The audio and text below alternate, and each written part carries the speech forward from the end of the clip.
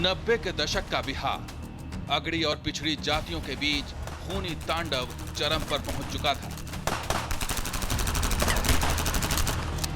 पिछड़ी जातियों की अगुवाई एमसीसी के हाथ में थी, जबकि अगड़ी जातियों का नेतृत्व रणवीर सेना कर रही थी। दोनों के बदले की आग में तब बिहार की धरती अपने सीने पर 12 और लक्ष्मणपुर बाथे से लेकर बथानी टोला का नरसंहार झेल चुकी थी और दशक के आखिर में एक और नरसंहार ने बिहार की धरती को दहला कर रख दिया। अरवल जिले का शंकर बिघा गांव, जो पहले जहानाबाद में आता था।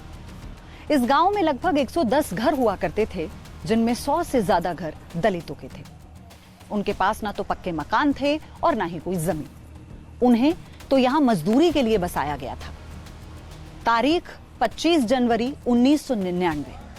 देश 50वां गणतंत्र दिवस मनाने की तैयारी कर रहा था। राष्ट्रपति आर नारायण अपने संबोधन में देश को कह चुके थे कि अब दलितों पर अत्याचार देश में खत्म हो जाना चाहिए। लेकिन उस रात जो कुछ भी हुआ, उसने जंगल राज और जातीय हिंसा को लेकर कई सवाल खड़े कर दिए। बिहार के नरसंहार के आज के एपिसोड में बात करेंगे शंकर बिघा नरसंहार की।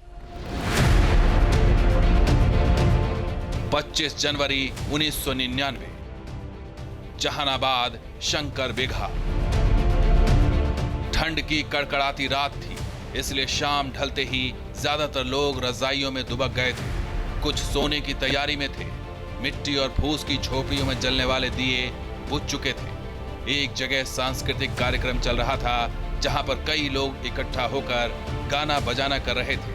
तभी उत्तरी छोर से गांव में हलचल हुई। करीब 100 की संख्या में लोगों ने गांव को घेर लिया था। उनके हाथों में बंदूक थी, कुछ के हाथों में कुल्हाड़ी। जहां पर गाना बजाना हो रहा था, वहां पर कोहराम मच गया, क्योंकि अगले ही पल बड़ी संख्या में हमलावर वहां पहुंच चुके थे। 8 बजे यहाँ शाम के पहुंच गया सब लोग। पहुंच गया तो कोई खाइते हल, कोई बैठले हल, आन के एक पे फायर करने लगा। यहाँ से सब राइफल से सब अटैक किया था यही मोहल्ला में, इसी गली में। हाँ, यही गली में। अब उधर नहीं। हाँ। और यही घर थे लाइन से। हाँ, यही में। वो उधर नहीं गया था। हाँ।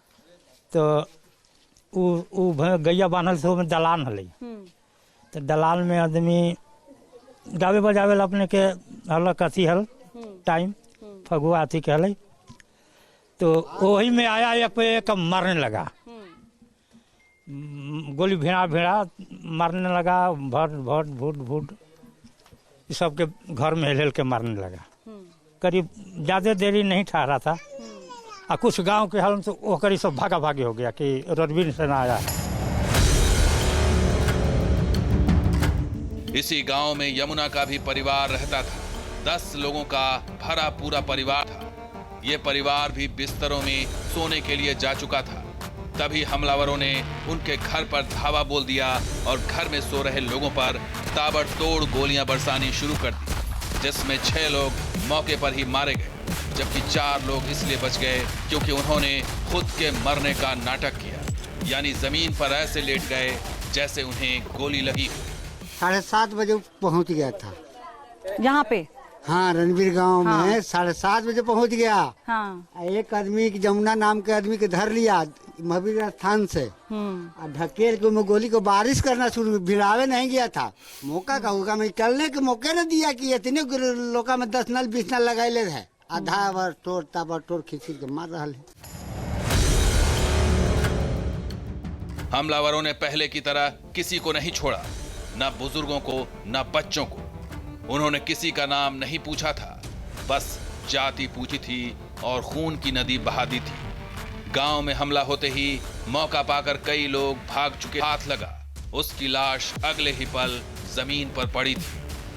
हमर दलान हल खेने तेहनी बाबू नहीं है जो।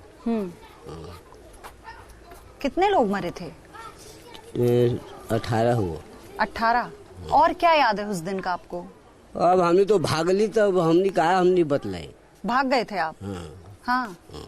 आपके घर परिवार के लोग भी मारे गए थे? 2 न गई थी, बाबूजी और चाचा। बाबूजी और चाचा? कैसे आए थे वो लोग? ये नहीं मुहे है इधर से? ये दूसरा गांव लगता है यहाँ से? ना, ये जो है इसे गाँव पर लोग अपना यही सामने आया है। हाँ, कितने लोग होंगे? अब हमने देख लिया, हमने तो भाग गए था। हाँ, जो महिलाओं के साथ महिलाएं कितनी खत्म हुई थी? वो 14-15 हुआ। 14-15 बच्चे भी हुए थे। कितने होंगे बच्चे? अब इतना बराबर है।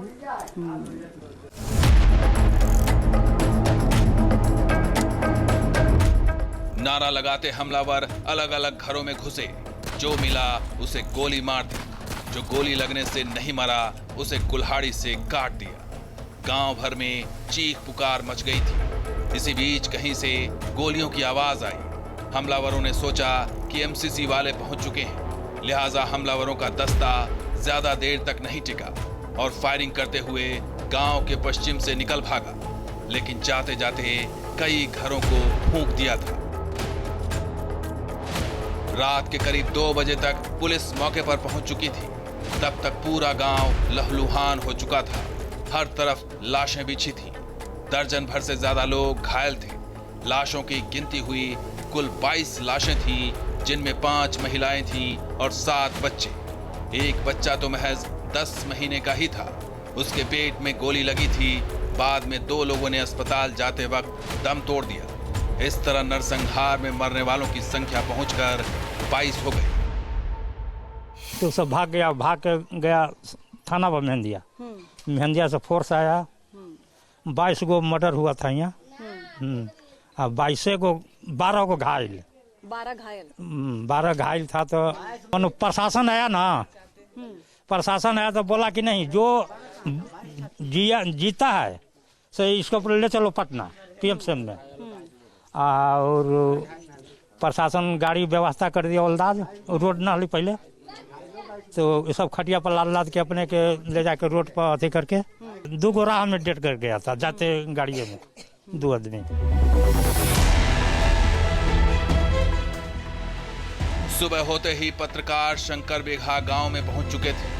उन्होंने अपनी आंखों से जो मंजर देखा उसे ज्यों का त्यों अखबारों के लिए लिख दिया। एक अखबार ने लिखा, गांव के घर खून से रंगे हुए थे।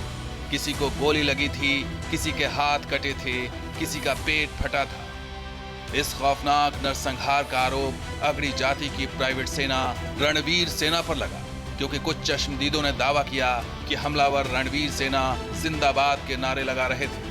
वहीं इस नरसंहार को साल 1998 में हुई अरवल के चौरम में 10 सवर्णों की हत्या से जोड़कर देखा गया। तो शंकर बीघा नरसंहार का आरोप रणवीर सेना पर लगा, क्योंकि इससे ठीक 20 दिन पहले रणवीर सेना के प्रमुख ने एक अखबार में ये कहा था कि अगले हमले के लिए जगह तय कर ली गई है, और हुआ बिल्कुल वैसा ही। साल 1998 में अरवल जिले के ही रामपुर चौरम में 10 सवर्णों की हत्या कर दी गई थी, और इसका आरोप लगा माओवादी संगठन MCC पर, और ये कहा गया कि शंकर बीघा गांव के लोगों ने उनका साथ दिया है। इसीलिए रणवीर सेना ने इस गांव को चुना। ये तो इधर से आए थे चौरम से।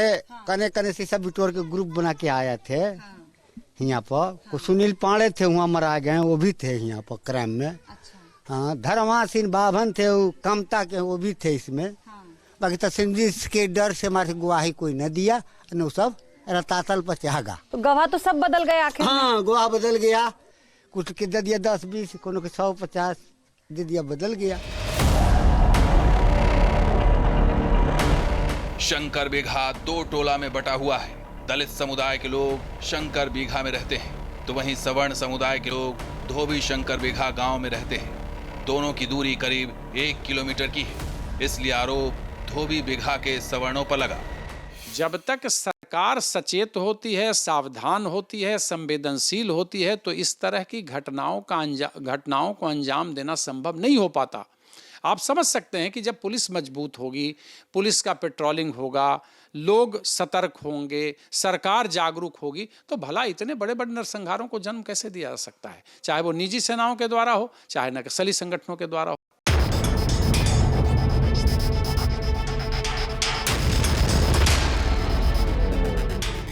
उस वक्त बिहार में राबड़ी देवी की सरकार थी। घटना के 2 दिन बाद यानी 27 जनवरी को मुख्यमंत्री राबड़ी देवी और लालू प्रसाद शंकर बीघा पहुंचे। जहां पर उन्हें लोगों के भारी विरोध का सामना करना पड़ा। लोग नारे लगा रहे थे, लालू राबड़ी मुर्दाबाद। लालू यादव ने मौके की नजाकत को समझा और हर परिवार को 1-1 लाख रुपए देने का वादा किया।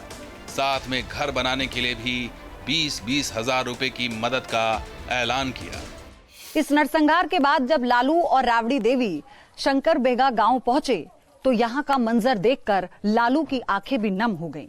जब उन्होंने महिलाओं को सांत्वना देने की कोशिश की तो महिलाओं ने कहा कि हमें दिलासा मत दीजिए, हमें हथियार दीजिए ताकि हम बदला ले सकें।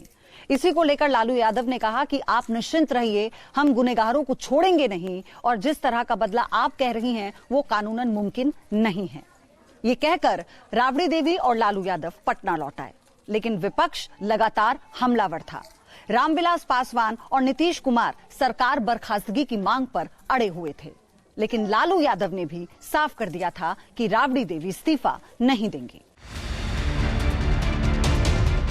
यह नरसंहार न केवल एक क्रूर सामूहिक हत्याकांड की दास्तान था, बल्कि बिहार के जातीय संघर्ष का दर्दनाक अध्याय भी था, जिसने पूरे बिहार और देश को झकझोर कर रख दिया।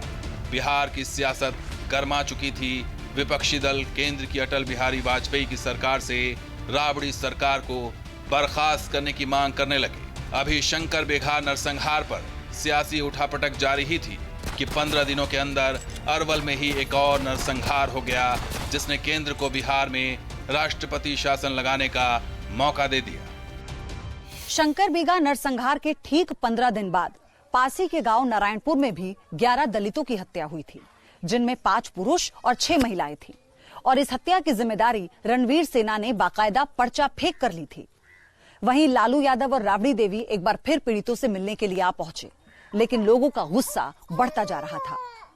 वहीं दिल्ली में गृह मंत्री ने हाई लेवल मीटिंग बुला ली थी, जिसमें राबड़ी सरकार को बर्खास्त कर राष्ट्रपति शासन लगाने पर सहमति बनी। चूंकि प्रधानमंत्री अटल बिहारी वाजपेयी एक समिट के लिए जमैका में थे, तो इसमें थोड़ा सा विलंब हुआ, लेकिन ये सहमति बन चुकी थी। 11 फरवरी 1999 को बिहार में राष्ट्रपति शासन लग चुका था। केंद्र के इस फैसले पर लालू यादव भड़क गए। उन्होंने इसे लोकतंत्र की हत्या करार दिया। वो सड़कों पर संग्राम छेड़ने की धमकी देने लगे।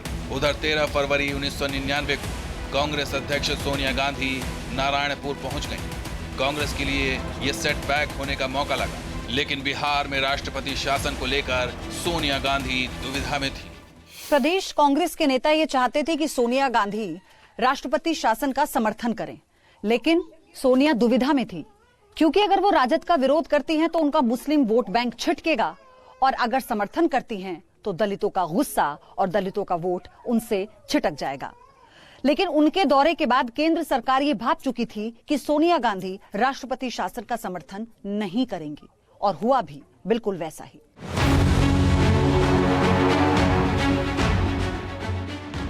कांग्रेस ने राष्ट्रपति शासन का समर्थन देने से इनकार कर दिया। आखिरकार 8 मार्च को केंद्र सरकार ने राष्ट्रपति शासन वापस लेने का ऐलान कर दिया और 9 मार्च को राबड़ी देवी फिर से सीएम बन गई। बाद में इस नरसंहार के आरोपियों के खिलाफ पुलिस ने ताबड़तोड़ कार्रवाई की।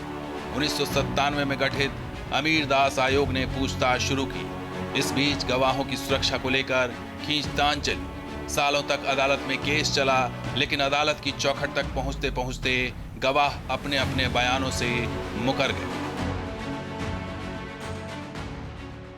इस नरसंहार के बाद 24 लोगों पर एफआईआर दर्ज की गई थी, जिसमें जुलाई 2014 से नवंबर 2014 तक जहानाबाद जिला अदालत में ट्रायल भी चला, लेकिन सभी 50 गवाह अपने बयान से मुकर गए। उनके जहन में अगर कोई सवाल था तो वो था उनकी सुरक्षा का।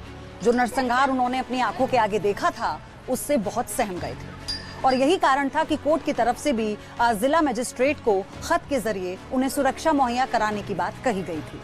लेकिन उसके बाद इसमें क्या हुआ, कोई नहीं जानता। बिहार के नरसंहार के आज के एपिसोड में इतना ही। कैमरा पर्सन संजय शर्मा के साथ पयोधी शशि, शंकर बेघा गांव। ब्रेक के लिए रुक रहे हैं।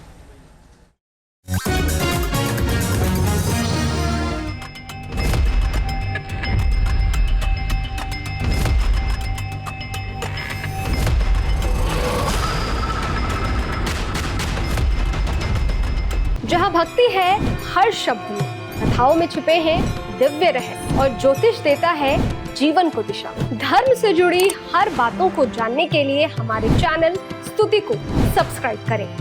चैनल पर जाने के लिए इस लिंक पर क्लिक करें।